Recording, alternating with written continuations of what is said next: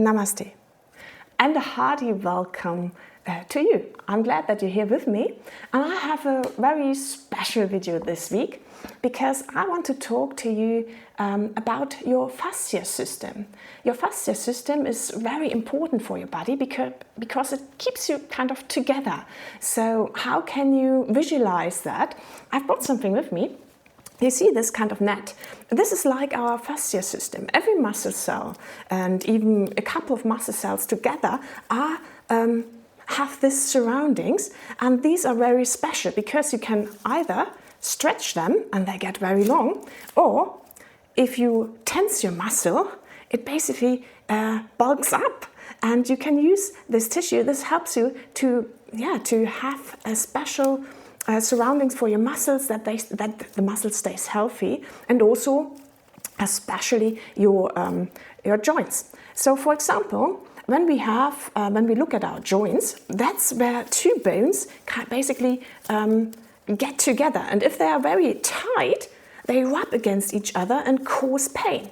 You don't want that. So what can you do? You can do special fascia training to basically look after your joints and have a little bit of distance between them, so any movement will not hurt your bones anymore.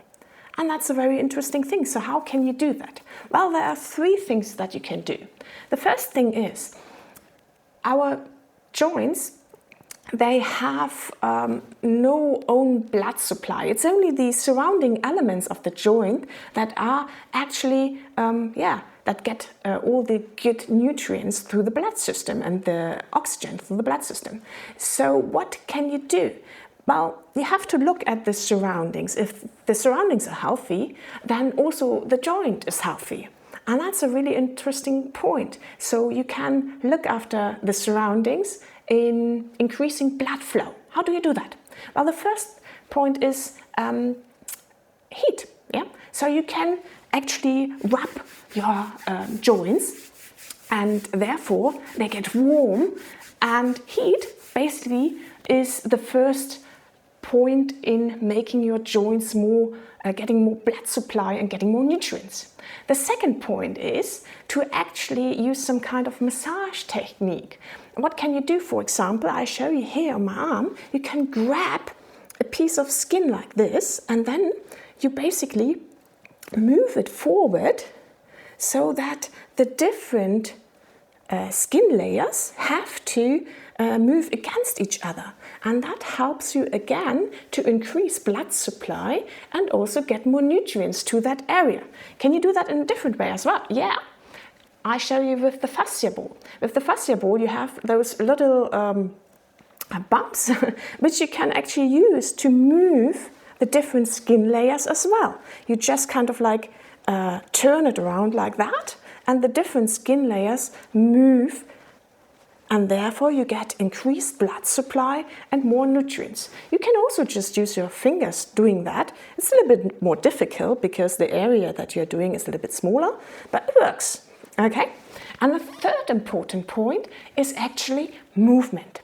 Because we are used to do movements in a certain way. Yeah, just take walking. When you're walking, you have a straight movement. Yes, sometimes you turn left or right, but if you really look into this, walking or jogging, running is a pretty straightforward movement. And just take your knee. Your knee is not just moving this way, it can also move this way. And you realize that when you're going for a hike, for example, you then kind of climb the mountain or go downwards, and you realize, oh, my knee is hurting, because you move your foot like this and that. And there are lots of different movements in the knee joint now, using muscles that you don't usually use. And therefore your knee starts hurting because those muscles don't know how to cope. So what can you do? Well, you do exactly those three things. You give heat to your joint, that it gets warm, and therefore you have increased blood flow.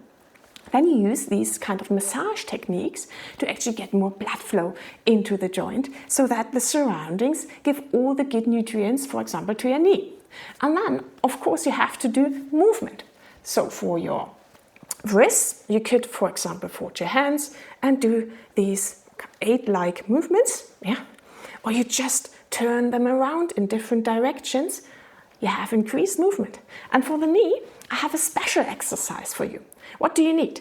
Well, you could use this fascia ball, or you could just use a simple cushion which you place between your knees so that your knees are in a certain position which they don't move from. Then you lift up your toes like this, and now you try to move your toes together and through the outside. And that's a really cool exercise for your knee.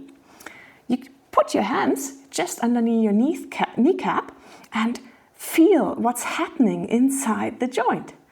Well, yes, you can feel that the bones are moving from the left to the right, and that's what happens really because you massage your menisci, and that's good for your knee, obviously. So after a while you realize, oh wow, really my legs are starting to ache. This is really uncomfortable. What do you do then? Well, I recommend actually continuing as long as you can, because when your legs get tired and they start aching, that's the interesting part of the exercise where you really get your muscles to work now. Okay, that's basically it. I really recommend doing more exercises for our joints because they are so important, and that's what's causing the most trouble when you're getting older, that your joints are aching. So yeah, what do? Well, that's the 3 points. First, heat, warmth for your joint. Secondly, massage to actually move the different layers, fascia layers. And third, movement. Healthy movement has to be, versatile. Lots of different things. Well, that's it for today.